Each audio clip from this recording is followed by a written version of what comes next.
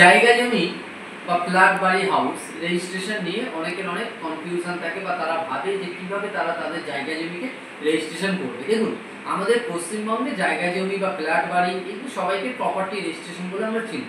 সেই property registration land হোক বা প্লট হোক বা ফ্ল্যাট হোক বা হাউস হোক, রেজিস্ট্রিটা একটা নির্দিষ্ট প্রসেস মেনে হয় এবং সেটা লোকাল রেজিস্ট্রি অফিস থেকে হয় বা আমাদের আরে কলকাতা মেন রেজিস্ট্রি অফিস সেখান থেকেও করতে পারে।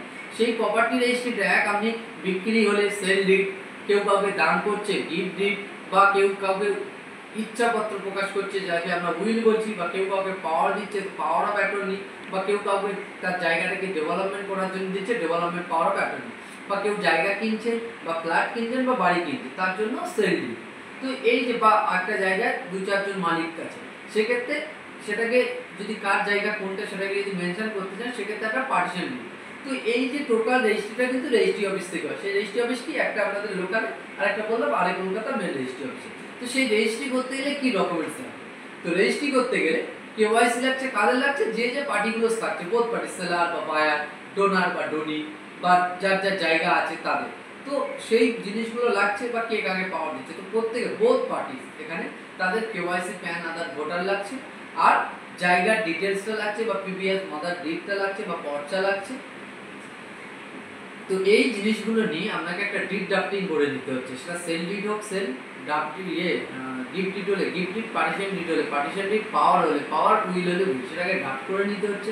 নিয়ে একটা কোয়ারি জেনারেট করতে হচ্ছে। কোয়ারি জেনারেট করলে কোন রেজিস্ট্রি অফিসে করবে, তার মার্কেট ভ্যালু কী আছে, সেটার জন্য স্ট্যাম্প ডিউটি কী আছে, রেজিস্ট্রেশন ফিস কী আছে, সমস্ত কিছু মেনশন থাকে। তো সেই জিনিসটা করার পরে নির্দিষ্ট রেজিস্ট্রি অফিসে বোথ পার্টিস প্রেজেন্ট থেকে অ্যাডভোকেট থেকে এই রেজিস্ট্রি কাজটা কমপ্লিট হয়। তো এটাই গেল রেজিস্ট্রেশনের প্রসেস। এবার যদি মনে করেন গভর্নমেন্ট ফিস কী আছে সেটার জন্য আপনি wbregistration.gov.in এই সাইটে গেলে আমাদের পশ্চিমবঙ্গের স্ট্যাম্প ডিউটি কী আছে, রেজিস্ট্রেশন ফি কী আছে সেটা বুঝতে পারবেন, এবং সেখান থেকে আপনি আপনার মার্কেট ভ্যালুও জানতে পারবেন, সেখান থেকে আপনি কোয়ারিটাও জেনারেট করতে পারবেন। আর যদি মনে করেন যে না আপনি কোনো একটা অভিজ্ঞ আইনজীবীকে হায়ার করে করতে হয় সেটাও করতে পারেন। তো চেষ্টা করবেন অভিজ্ঞ আইনজীবীকে দিয়ে করা, সেক্ষেত্রে আপনার কাজটা প্রপারভাবেই হবে এবং কোনো রকম আপনাকে হেডেক নিতে হবে। তো সেইভাবে আপনি আপনার রেজিস্ট্রি কাজ করতে পারবেন। আর যদি আরও কিছু এই প্রপার্টি রেজিস্ট্রেশন সম্বন্ধে জানতে চান তো কমেন্ট করুন, আমি চেষ্টা করবো কমেন্টে রিপ্লাই দেওয়ার, বা আপনি চাইলে আমাদের হেল্পলাইনে যোগাযোগ করতে পারেন। আর সবাই ভালো থাকবেন, সুস্থ থাকবেন, আর অলওয়েজ সতর্ক।